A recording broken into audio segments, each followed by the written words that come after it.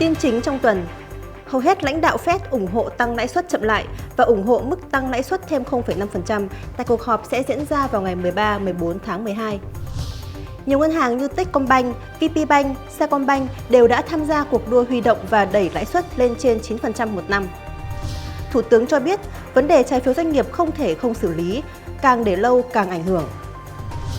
Ngân hàng Nhà nước yêu cầu các tổ chức tín dụng còn hạn mức tăng trưởng tín dụng chủ động cân đối điều hòa nguồn vốn, tỷ lệ đảm bảo an toàn, tích cực giải ngân tín dụng vào các lĩnh vực sản xuất kinh doanh.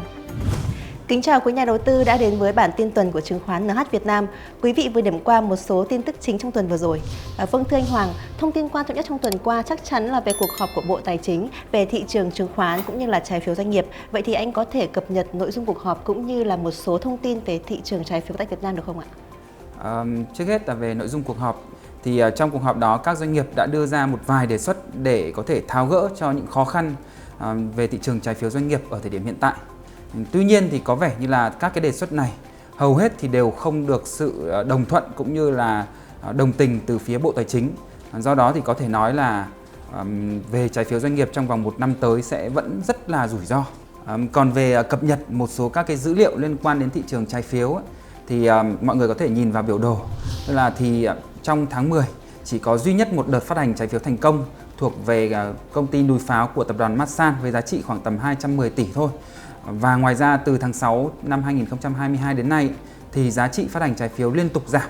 Điều này cho thấy là thị trường trái phiếu cũng đang khá là khó khăn. Trái phiếu bất động sản hiện tại thì đang là tâm điểm của thị trường trái phiếu hiện tại, do rất nhiều nhà đầu tư hiện tại thì đang lo lắng về khả năng trả nợ của các doanh nghiệp bất động sản. Thì mọi người có thể nhìn vào đồ thị dữ liệu tổng hợp từ FinRating để có thể thấy là cái giá trị đáo hạn của trái phiếu bất động sản sẽ rơi tập trung chủ yếu vào năm 2023 và năm 2024. Cụ thể thì trong năm sau 2023, cái giá trị đáo hạn sẽ rơi vào khoảng tầm 120.000 tỷ và đến năm 2024 thì giá trị đáo hạn sẽ vào khoảng tầm hơn 110.000 tỷ. Và điều này cho thấy rằng rủi ro ngắn hạn với trái phiếu của các doanh nghiệp bất động sản hiện tại vẫn đang là rất lớn, đặc biệt là trong bối cảnh có 3 yếu tố sau. Thứ nhất là Ngân hàng Nhà nước hiện tại thì đang siết chặt tín dụng cho lĩnh vực bất động sản.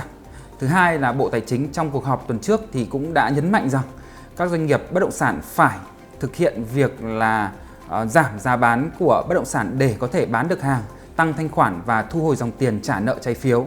Và điểm thứ ba đó là Thủ tướng Chính phủ thì cũng mới có chỉ đạo hết sức là rõ ràng rồi.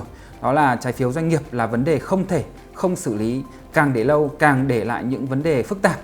Do đó thì có thể thấy là thông điệp từ phía Bộ Tài chính cũng như Chính phủ là sẽ rất cứng rắn đối với lĩnh vực bất động sản trong thời gian tới.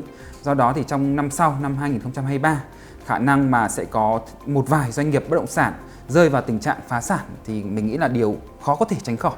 Dạ vâng, xin cảm ơn anh. Và tiếp theo sau đây thì anh có thể tổng kết thị trường chứng khoán tuần qua được không ạ? Thị trường chứng khoán Việt Nam tuần qua thì giảm điểm trong 3 ngày đầu tuần và tăng điểm trở lại trong 2 ngày cuối tuần. Đặc biệt là tăng điểm rất mạnh trong ngày thứ 6 cuối tuần. Do đó thì nếu mà nhìn vào cây nến tuần của tuần qua thì có thể thấy là cây nến tuần cũng khá là tốt và tích cực khi mà đóng cửa tuần cao hơn so với mức thấp nhất khá là nhiều và đóng cửa gần ở mức cao nhất trong tuần. Tổng kết tuần thì VN Index tăng gần 2 điểm, tương đương với mức tăng là 0,2%. Ngoài ra thì số mã tăng điểm và giảm điểm trong tuần qua vẫn khá là cân bằng. Điều này cho thấy là tuần qua là một tuần tương đối là cân bằng của thị trường. Điểm nhấn của tuần qua có lẽ là thuộc về cổ phiếu Novaland khi mà cổ phiếu này đã có lệnh lớn để giải cứu trong ngày thứ 3. Tuy nhiên thì đóng cửa ngày đó thì Novaland vẫn giảm sàn và tiếp tục giảm sàn liên tiếp trong các ngày còn lại. Thì đây là một hiện tượng có thể nói là rất là hiếm khi xảy ra trên thị trường chứng khoán, bởi vì thông thường khi mà một cổ phiếu đã được giải cứu thì cổ phiếu đó thường là sẽ tăng trần trong ngày hôm đó.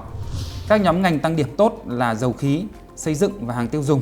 Ở chiều ngược lại, các nhóm ngành giảm điểm là bất động sản, tiện ích với cổ phiếu lớn là gas và nhóm bán lẻ với các cổ phiếu là Thế giới di động, DigiWon và FRT. Thanh khoản tăng nhẹ 1,5% so với tuần trước, trong đó chủ yếu là do giao dịch tăng đột biến tại mã Novaland và Phát Đạt. Còn lại thì hầu hết các ngành đều có thanh khoản giảm rất là mạnh trong tuần vừa rồi. Vâng, vậy không biết là khối ngoại tuần qua có còn tiếp tục mua dòng không và diễn biến về lãi suất tỷ giá tuần qua ra sao thưa anh Hoàng? Trong tuần qua thì khối ngoại vẫn tiếp tục mua dòng. Tuy nhiên thì cái giá trị mua dòng nó đã giảm khá là nhiều, chỉ còn khoảng tầm là 844 tỷ thôi.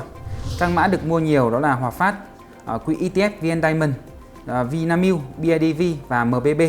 Trong khi đó các mã bị bán nhiều là DGC, Novaland, Đất Xanh và Gex. Lãi suất qua đêm liên ngân hàng tăng 147 điểm cơ bản lên mức là 6,1%, và nói chung thì mức lãi suất vẫn là rất là cao. Lãi suất trái phiếu chính phủ kỳ hạn 3 năm giảm nhẹ 1 điểm cơ bản về mức là 5%. Tỷ giá có diễn biến tương đối là trái chiều trong tuần qua, khi mà tỷ giá mua vào tăng 44 đồng lên mức là 24.624 đồng. Trong khi đó thì tỷ giá bán ra lại giảm nhẹ 6 đồng về mức là 24.854 đồng. Mặc dù vậy thì tỷ giá bán ra thì gần như vẫn đang duy trì ở mức giá trần của Ngân hàng Nhà nước. Tuy nhiên thì cũng có một điểm tích cực, đó là tỷ giá trên thị trường chợ đen trong vòng 3 tuần qua thì đã giảm từ khoảng tầm 25.450 đồng xuống còn khoảng tầm 24.940 đồng. Và tỷ giá chợ đen thì hiện tại đã khá sát với tỷ giá tại các ngân hàng thương mại rồi, chỉ còn cao hơn đôi chút thôi. Và điều này cho thấy rằng cái áp lực giảm giá của Việt Nam đồng trong khoảng 3 tuần qua thì đã giảm rất là nhiều rồi. Dạ vâng, vậy không biết là với diễn biến của thị trường trong tuần vừa rồi thì anh nhận định thị trường ở hiện tại ra sao ạ? Mọi người thì có thể nhìn vào đồ thị để thấy rằng VN Index hiện tại thì đang chạm đúng vào cái kênh giảm giá trên kéo dài trong khoảng tầm hơn 2 tháng qua. Và rõ ràng là VN Index chưa thể vượt qua được cái kênh giảm giá này. Điểm thứ hai là trong ngày thứ 3 tuần trước, khi mà VN Index lần đầu chạm vào cái kênh giảm giá này thì mọi người có thể thấy rằng giá trị giao dịch tại ngày hôm đó là rất lớn. Thì tất nhiên là chúng tôi cũng hiểu rằng hôm đó thì bị ảnh hưởng bởi giá trị giao dịch bất thường tại Novaland và Phát Đạt.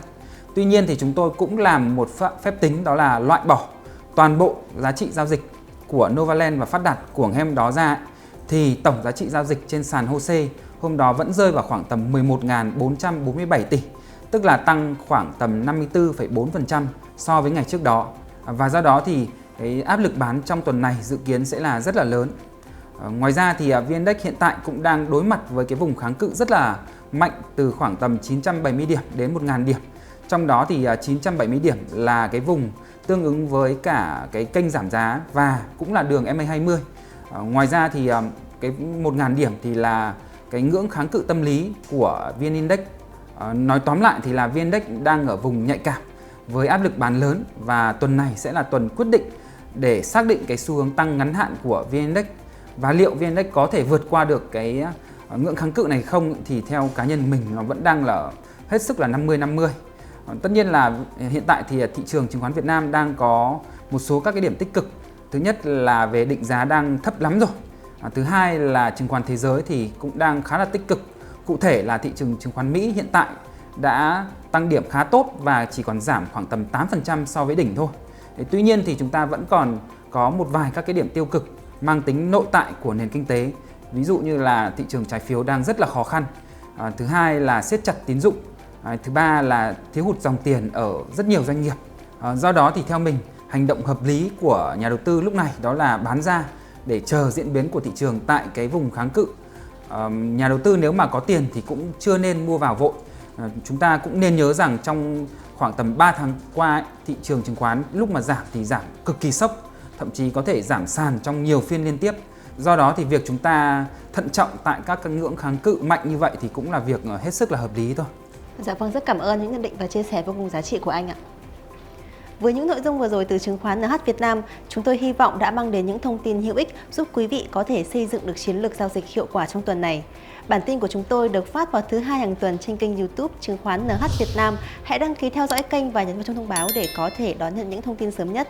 Cảm ơn quý vị đã quan tâm theo dõi. Còn bây giờ xin chào tạm biệt và hẹn gặp lại quý vị trong những bản tin tiếp theo.